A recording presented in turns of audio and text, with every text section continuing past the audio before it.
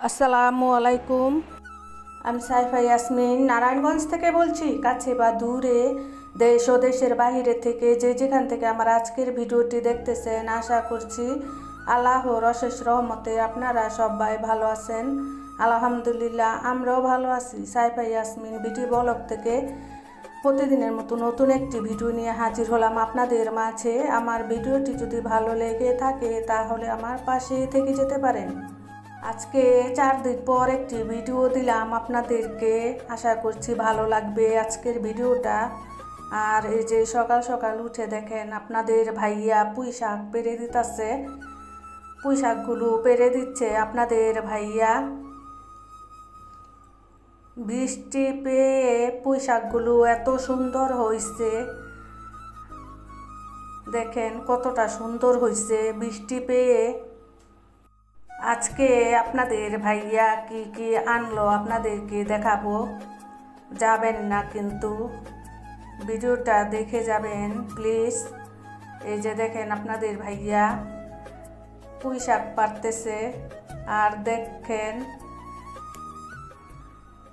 যখনই ছাদে চলে আসবে তখনই উদাম গায়ে চলে আসবে। আর ওদিন রেহেন আপু একটা ভিডিও দিয়েছিল, রেহেন আপুর হাজব্যান্ডে উদাম গায়ে বসে খাওয়া দাওয়া করছিল। আমি রেহেন আপুকে একটি কমেন্ট করছিলাম, বলছিলাম আমার ভাইয়া আর তোমার দুলা ভাই দেখো কমপ্লিট স্যুট পরে আমাদের ভিডিওর ভিতরে। আজকে রেহেন আপু দেখো তোমার দুলা ভাই এই যে কমপ্লিট স্যুট পরে তারপরে পুঁই শাকগুলো পেরে দিতেছে। ওর পরের থেকে কয়েকটি ভিডিও দেখলাম রেহেন আপুর হাজব্যান্ডে শার্ট পরে তারপরে ভিডিওর ভিতরে আসে। পুঁই শাকগুলো এতটা সুন্দর হয়েছে, অনেক সুন্দর হয়েছে।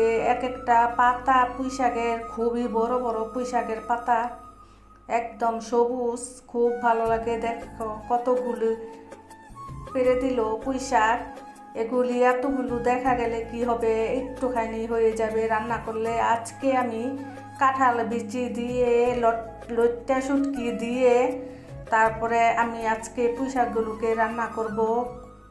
তোমরা পাশে থাকবা আর দেখবা কিভাবে কাঁঠাল বিচি দিয়ে পুঁই শাক রান্না করি। দেখো খালি এই যে তোমার দুলা ভাই খালি পেরেই নিতেছে। তারপর এই যে পুঁই শাকগুলো নিচে নিয়ে আসলাম, আপাকে দিলাম, আপা কেটে দিবে পুঁই শাকগুলি। আর তোমাদের ভাইয়া আমার 2টা ভিডিও ধরে খালি ক্ষতি করে যাচ্ছে আমার ভিডিওর। তোমরা দেখবা পাশে থেকে কি ক্ষতিটা করছে। এত সুন্দর পুঁই শাক দেখে আমাদের আপা বলতেছে আমি একদিন নিব আপা আপনাদের কাছ থেকে। আমি বললাম আচ্ছা নিও। এই যে দেখেন এই ক্ষতিটা আপনাদের ভাইয়া এই যে রান্না করার সময় এক একটা জিনিস নিয়ে আসবে আর আমার ভিডিওর ক্ষতিটা হয়ে যায়। দেখতে পারবা কি ক্ষতিটা হয়েছে। এই যে এই ইন্ডাকশন চুলাটা তোমাদের ভাইয়া নিয়ে আসলো। আর কালকে আমার একটি বোনের ভিডিও দেখছি, রেহেনা ফ্যামিলি ব্লগ। ওই বোনের হাজব্যান্ডেও এরকম একটি চুলা আনছে আর একটি আয়রন আনছে। আমি দেখে তো হাসতাছি। রেহেনা ফ্যামিলি ওই বোনটাকে আমি কমেন্ট করছি তোমার হাজব্যান্ড আর আমার হাজব্যান্ড একসাথে মিলে কি মার্কেটে গিয়েছিল এগুলি আনার জন্য, দুজনে একরকম জিনিসে আনছে। আমি ভিডিওটা দেখছি আর হাসছি অনেক।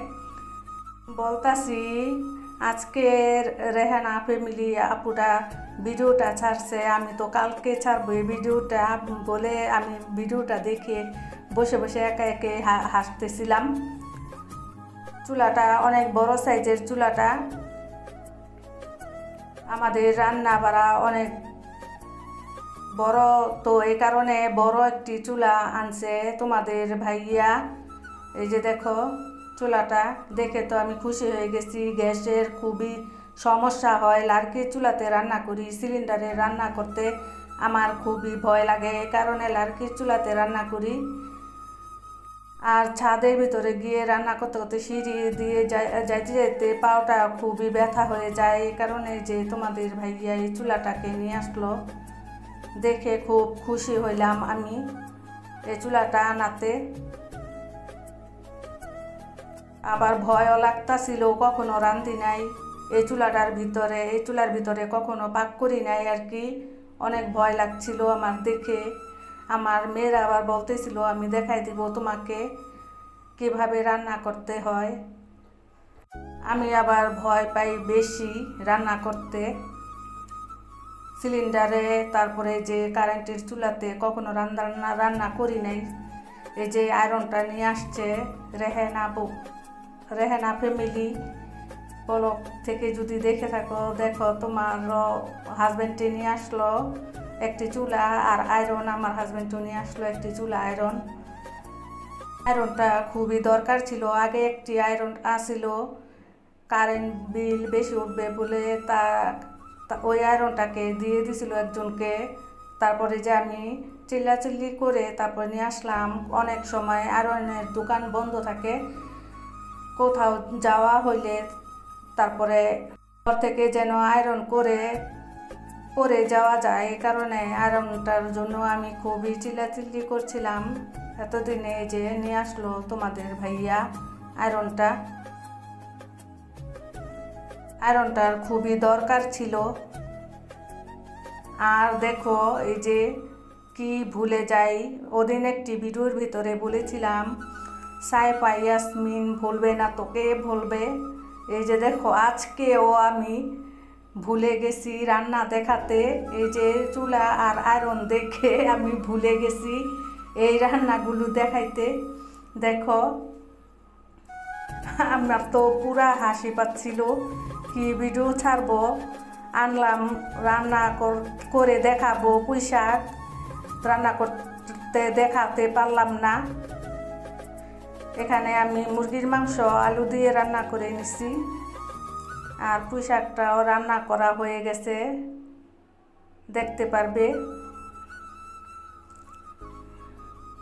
এখন আমি কমেন্ট ধরে ভিডিও যার দেখি, আমি একটুও টেনে দেখি না। এটা আমার ওপর বিশ্বাস রাখতে পারো আমার প্রিয় প্রিয় আপু ভাইয়ারা। আগে সাবস্ক্রাইব ধরে ভিডিও দেখতাম, যদি 10 মিনিটের দেখতাম তাহলে 5 মিনিট 7 মিনিট দেখতাম। এখন পুরা ভিডিও দেখা হয়, কারণ কমেন্ট তো আর বেশি আসে না। কমেন্ট যে কয়জনে করে ওই কয়জনের ভিডিও আমি ফুল দেখে দেই। এই যে দেখো পুঁই শাকটা এতটুক হয়ে গেছে, রান্না করছি। এখানে কাঁঠাল বিচি দিয়ে আলু দিয়ে পুঁই শাক দিয়ে লট্টা শুটকি দিয়ে রান্না করছি, খুবই মজা হয়েছিল। আমি খাওয়ার পরে বয়সটা দিতাছি, তাই স্বাদের এটা বলতে পারলাম তোমাদের কাছে। আজকে যে দুপুরবেলা ঘুম থেকে উঠে বয়সটা দিতেছি, বয়সটা এই কারণে আমার একটু আটকে যাচ্ছে, এদিক সেদিক হয়ে যাচ্ছে, ক্ষমা দৃষ্টিতে নিবা তোমরা প্লিজ। তারপরে যে বিকালের আকাশটা দেখো এতটা অন্ধকার হয়ে আসছিল, দেখো মনে হইতাছে অনেক বৃষ্টি হবে, কিন্তু বেশি বৃষ্টি হয় নাই, অল্প একটু বৃষ্টি নেমে তারপরে থেমে গেছে। এতটা অন্ধকারও হয়েছিল যেমন রাত হয়ে গেছে এরকম দেখা যাইতাছিল, খুবই ভালো লাগছিল। আমি আবার ছাদে এসে মোবাইলটা নিয়ে এসে একটু ভিডিও করে নিলাম। এতটা অন্ধকার হয়েছিল, দেখতে খুবই ভালো লাগছিল আমার। কোনো রৌদ্র ছিল না, অন্ধকার ছিল, খুব ভালো লাগছিল আমার দেখতে আকাশটা, খুবই ভালো লাগছিল। এবার তোমাদের কাছ থেকে বিদায় নিয়ে নিচ্ছি। আল্লাহ হাফেজ, আসসালামু আলাইকুম।